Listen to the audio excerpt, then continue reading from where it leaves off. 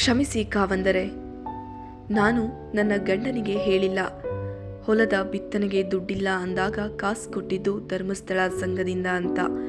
ನನ್ನ ಮಗನಿಗೆ ನಾ ಹೇಳಿಲ್ಲ. ಡಿಗ್ರಿ ಮಾಡೋಕ್ಕೆ ವರ್ಷಕ್ಕೆ 40,000 ಫೀಸ್ ಕಟ್ಟಿದ್ದು ಸಂಘದಿಂದ ಅಂತ. ನನ್ನ ಮಗಳಿಗೆ ಹೇಳಿಲ್ಲ ನಾ, ಅವಳ ಅಕೌಂಟ್ಗೆ 50,000 ಸ್ಕಾಲರ್ಶಿಪ್ ಬರೋದು ಧರ್ಮಸ್ಥಳದಿಂದ ಅಂತ.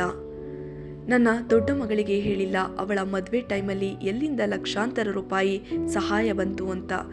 ಅಮ್ಮನಿಗೂ ಸಹ ನಾ ಹೇಳಿಲ್ಲ, ಆಸ್ಪತ್ರೆಯಲ್ಲಿ ಆಪರೇಷನ್ಗೆ 80,000 ಆದಾಗ ಆಸ್ಪತ್ರೆಯ ಬಿಲ್ಲನ್ನು ಸಂಘ ನೋಡಿಕೊಳ್ತು ಅಂತ.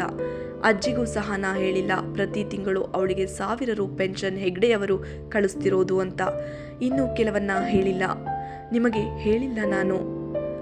ನಮ್ಮ ತೋಟದಲ್ಲಿರೋ ಬೋರ್ವೆಲ್ ಬಗ್ಗೆ, ನಮ್ಮ ಮನೆ ಮೇಲಿರೋ ಸೋಲಾರ್ ಬಗ್ಗೆ, ಮನೆ ಒಳಗಿರುವಂತಹ ಟೈಲರ್ ಮಷೀನ್ ಬಗ್ಗೆ, ನಮ್ಮ ಹಟ್ಟಿಯಲ್ಲಿರುವಂತಹ ಹಸುಗಳ ಬಗ್ಗೆ, ಇದನ್ನೆಲ್ಲ ಮಾಡಿ ಇಡೀ ನಮ್ಮೂರನ್ನೇ ಉದ್ಧಾರ ಮಾಡಿದ್ದು ಧರ್ಮಸ್ಥಳ ಕ್ಷೇತ್ರ ಅಂತ ನಾ ಹೇಳಿಲ್ಲ. ಯಾರಿಗೂ ಹೇಳಿಲ್ಲ ಸ್ವಾಮಿ. ನಿಮ್ಮ ಬಗ್ಗೆ ನಾ ಅವತ್ತೇ ಹೇಳಬೇಕಿತ್ತು. ಇಂದು ನಿಯತ್ತಿಲ್ಲದ ಸಮಾಜ ಸ್ವಾಮಿ, ನಮ್ಮನ್ನು ಕ್ಷಮಿಸಿಬಿಡಿ ಕಾವಂದರೆ. ಹೌದು ಸ್ನೇಹಿತರೆ, ಈ ಮಾತುಗಳು ಅಕ್ಷರಶಃ ಸತ್ಯ. ಧರ್ಮಸ್ಥಳ ಕ್ಷೇತ್ರ ಆರೋಗ್ಯ ಇಲಾಖೆ, ಶಿಕ್ಷಣ ಇಲಾಖೆ ಹಾಗೂ ಕಡು ಬಡವರಿಗೆ ಇದುವರೆಗೂ ಉಪಕಾರವನ್ನೇ ಸಹಕಾರಗಳನ್ನೇ ಮಾಡಿಕೊಂಡು ಬಂದಿದೆ.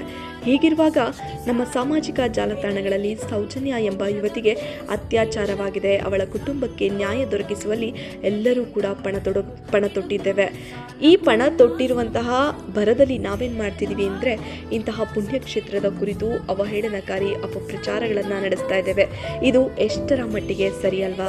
ದಯಮಾಡಿ ಅಲ್ಲಿನ ಧರ್ಮಾಧಿಕಾರಿಗಳು, ಮಂಜುನಾಥ ಸ್ವಾಮಿ, ಆ ಕ್ಷೇತ್ರದ ಇತಿಹಾಸಗಳನ್ನು ಹಾಳು ಮಾಡುವಂತಹ ಕಾರ್ಯ ನಮ್ಮಿಂದಾಗಬಾರದು. ನಮ್ಮ ಹೋರಾಟ ಏನಿದ್ರು ಸೌಜನ್ಯ ಯುವತಿಗೆ, ಅವರ ಕುಟುಂಬಕ್ಕೆ, ನಮ್ಮ ರಾಜ್ಯದ ಹೆಣ್ಣು ಕುಲಕ್ಕೆ ನ್ಯಾಯ ಒದಗಿಸಿಕೊಡುವಂಥದ್ದಾಗಬೇಕು. ಯಾಕಂತ ಹೇಳಿದ್ರೆ, ಇಂದು ಈ ಕ್ಷಣಕ್ಕೂ ಧರ್ಮಸ್ಥಳ ಲಕ್ಷಾಂತರ ಭಕ್ತರಿಗೆ ಅನ್ನದಾನವನ್ನು ನೀಡುವಂತಹ ಕ್ಷೇತ್ರ ಆಗಿದೆ.